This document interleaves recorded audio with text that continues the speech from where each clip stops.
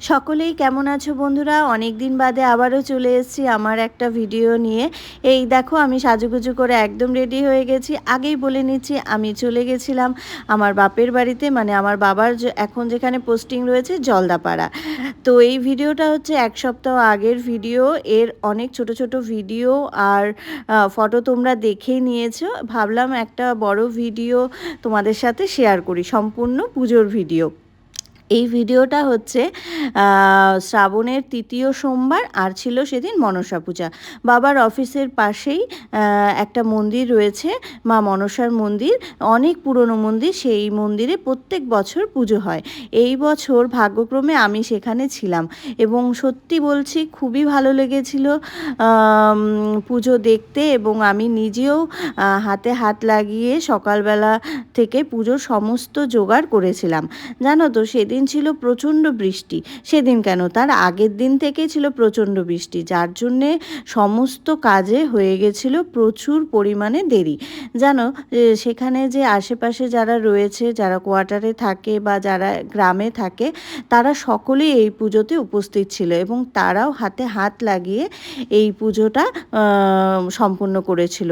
তাদের মুখ থেকেই শোনা এই পুজোটা নাকি অনেক দিনের পুরনো পুজো।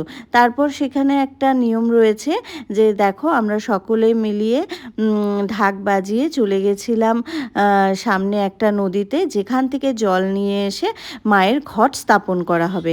এই দেখো আমরা চলে গেছি নদীতে। প্রথমেই গঙ্গাকে বরণ করে নিয়ে তারপর সেই জল আমরা এক এক করে তুলে নিলাম।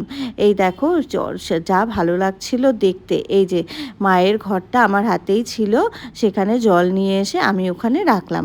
তারপর আমার মায়ের একটা মানসিক ছিল, মাকে টিপ।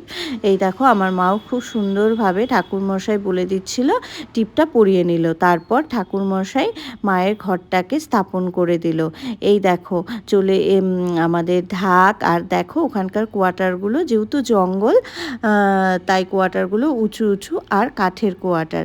ইতিমধ্যে আমাদের পুজোটাও শুরু হয়ে গেছিলো এবং খুব সুন্দরভাবে মায়ের পুজো সম্পূর্ণ হলো।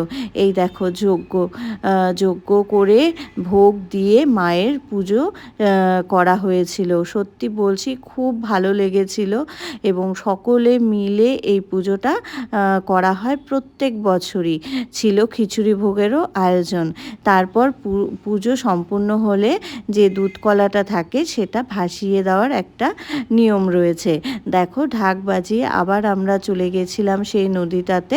খুব সুন্দর, দেখো জায়গাটা কত সুন্দর সেদিন। তারপর বৃষ্টিটা কমে গেছিল, যার জন্যে পরিবেশটা আরও বেশি সুন্দর লাগছিল। আমার তো ভীষণই মজা লাগছিল। এই দেখো নদীতে এসে সবার প্রথমে মা দুধ কলাটা ভাসিয়ে দিল। মাকে আমি সুন্দর করে একটা ভিডিও করে নিলাম। তারপর মাকে বললাম এবার তুমি আমার ভিডিওটা করে দাও। মাও আমার ভিডিওটা খুব সুন্দর করে দিল। এইভাবে আমাদের পুজোটা সম্পূর্ণ হলো। তোমাদের কীরকম লাগলো ভিডিওটা আমাকে অবশ্যই কমেন্ট